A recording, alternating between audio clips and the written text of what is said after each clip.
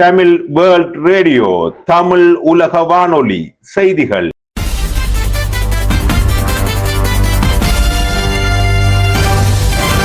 தலைப்புச் செய்திகள். வணக்கம், நீங்கள் இணைந்திருப்பது தமிழுலக வானொலியின் இரவு நேர பிரதான செய்திகளுடன். செய்திகளோடு நான் வஸ்தி ஜெயசிங். இந்திய பாதுகாப்பு அமைச்சர் இலங்கை வருகிறார். பிள்ளையானுக்கு விளக்கமறியல் நீடிப்பு. ஈரான் நிபந்தனையின்றி சரணடைய வேண்டும், ட்ரம்ப் எச்சரிக்கை. இந்திய அணியுடனான முதலாவது டெஸ்ட் போட்டியில் வெற்றியை நோக்கி துடுப்படுத்தாடும் இலங்கை அணி.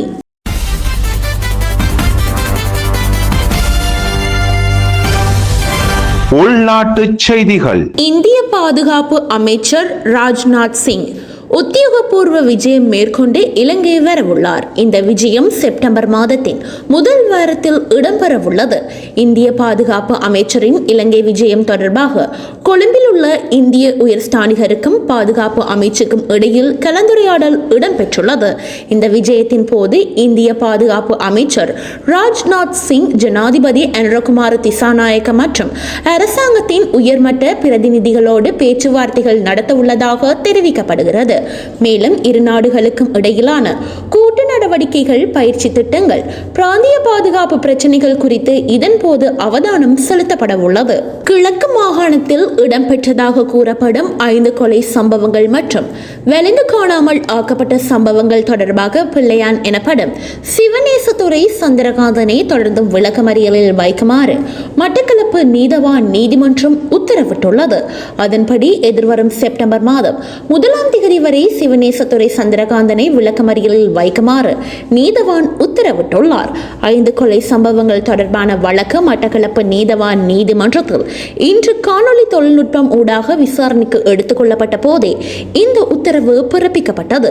குறித்த வழக்கில் சிவநேசத்துறை சந்திரகாந்தன் 3வது சந்தேக நபராக பெயரிடப்பட்டுள்ளமை குறிப்பிடத்தக்கது. ஜனாதிபதியால் நாடாளுமன்றத்தில் இன்று சமர்ப்பிக்கப்பட்ட 22வது அரசியலமைப்பு திருத்த சட்ட மூலத்தை சவாலுக்கு உட்படுத்தி ஐக்கிய மக்கள் சக்தி இன்று உயர் நீதிமன்றத்தில் மனு ஒன்றை தாக்கல் செய்துள்ளது.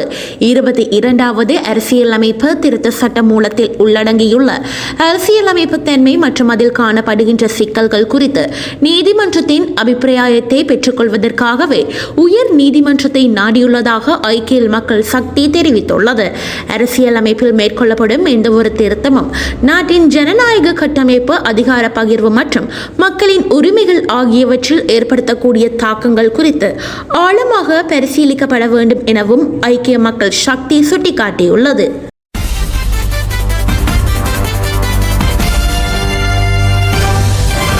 வெளிநாட்டு செய்திகள். அமெரிக்காவுடனான போரை முடிவுக்கு கொண்டு வர ஈரான் நிபந்தனையின்றி சரணடைய வேண்டும் என அமெரிக்க அதிபர் டொனால்ட் ட்ரம்ப் எச்சரித்துள்ளார். அமெரிக்கா ஈரான் இடையே கடந்த ஜூன் மாதம் பாகிஸ்தான் மத்தியஸ்தத்தில் இடைக்கால அமைதி ஒப்பந்தம் கையெழுத்தானது. எனினும் ஹோர்மஸ் நீரிணை கட்டுப்பாடு தொடர்பாக மீண்டும் மோதல் ஏற்பட்டதை தொடர்ந்து ஒப்பந்தம் முறிந்தது. அணுசக்தி திட்டம் உள்ளிட்ட முக்கிய விவகாரங்களுக்கு 60 நாட்கள் தீர்வு காண இரு நாடுகளும் ஒப்புக்கொண்டிருந்த நிலையில் அந்த காலக்கெடு நிறைவடைந்துள்ளதால் அமைதி பேச்சுவார்த்தைகள் முடங்கின. இந்த நிலையில் ஈரான் உடனடியாக வெள்ளை கொடியை ஏந்தி சரணடைய வேண்டும் என ட்ரம்ப் தெரிவித்துள்ளார். மேலும் ஈரான் எந்த வடிவத்திலும் அணு ஆயுதங்களை வைத்திருக்க கூடாது என்பதே அமெரிக்காவின் முக்கிய நோக்கம் என அவர் குறிப்பிட்டுள்ளார். இதனிடையே ஹோர்மோஸ் நீரிணை விவகாரம் தொடர்பாக ஓமான், ஈரான் இடையே தனிப்பட்ட பேச்சுவார்த்தைகள் இடம்பெற்று வருவதாக தகவல்கள் வெளியாகியுள்ளன. அமெரிக்கா மீண்டும் ஒப்பந்தத்துக்கு திரும்பும் வரை ஹோர்மோஸ் நீரிணை திறக்கப்படாது என ஈரான் வெளியுறவு அமைச்சர் அப்பாஸ் அராக்ஷி தெரிவித்துள்ளார். மேலும் பேச்சுவார்த்தைகள் தோல்வியடைந்ததால் ஹோர்மஸ் நீரிணை தொடர்பான ஈரானின் கொள்கை தற்காப்பு நிலையிலிருந்து தாக்குதல் நிலைக்கு மாறும் என ஈரான் தரப்பு எச்சரித்துள்ளது. இதனால் அமெரிக்கா ஈரான் இடையிலான பதற்றம் மேலும் அதிகரித்துள்ள நிலையில் அடுத்த கட்ட ராஜதந்திர முயற்சிகளை குறித்து சர்வதேச நாடுகள் தீவிர கவனம் செலுத்தி வருகின்றன.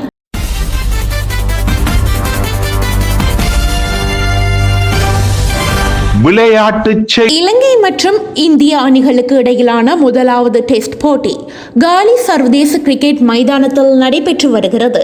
இந்த போட்டியில் முதலாவது இன்னிங்ஸில் இந்திய அணி 462 ஓட்டங்களையும் இலங்கை அணி 284 ஓட்டங்களையும் பெற்றன.